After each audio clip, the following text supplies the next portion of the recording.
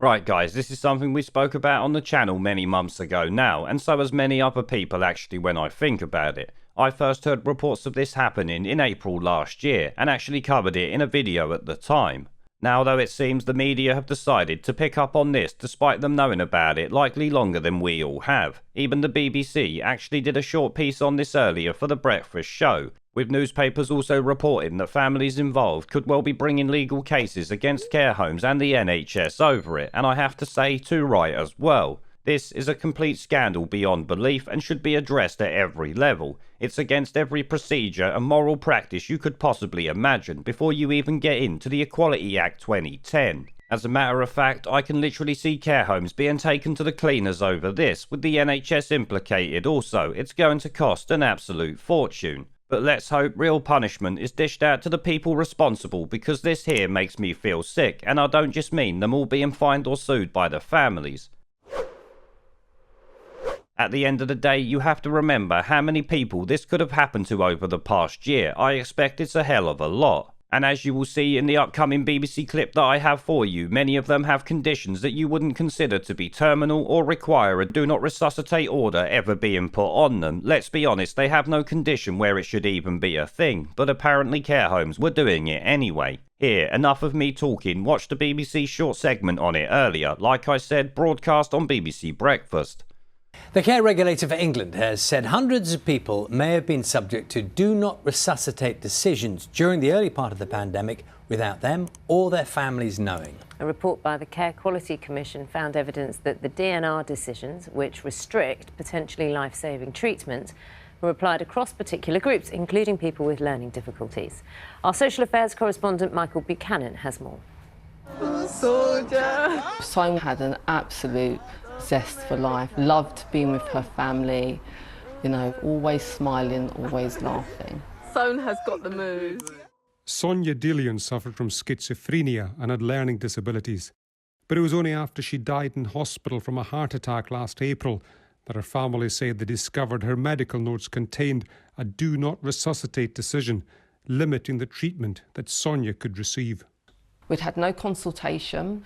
At no point were we told that that had taken place. We would have disputed that, and we would have said we don't want that in place.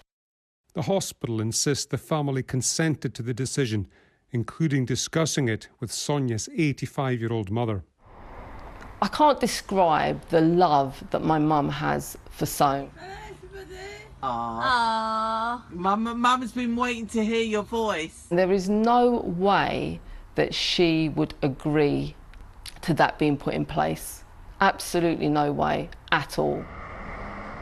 Southend University Hospital were responsible for treating Sonia Dillion. They say the do not resuscitate decision was appropriate and based on assessments by clinicians.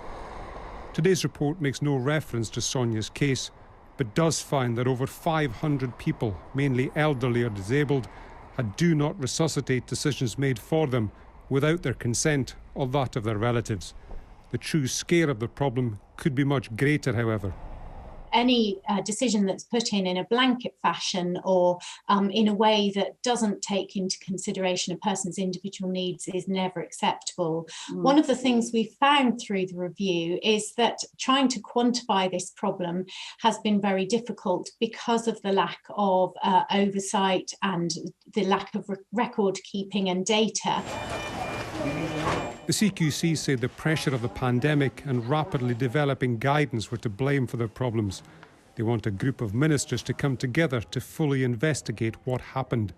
NHS England say that throughout the pandemic, they'd repeatedly told those making DNR decisions that their blanket use was unacceptable. Sonia Dillion's family want more safeguards put in place to protect those who can't help themselves.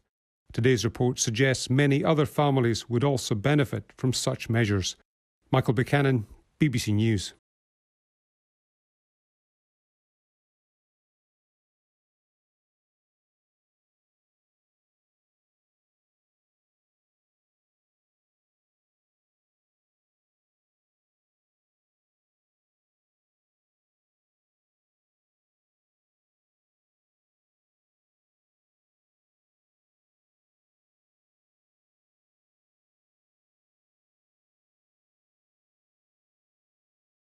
We're off.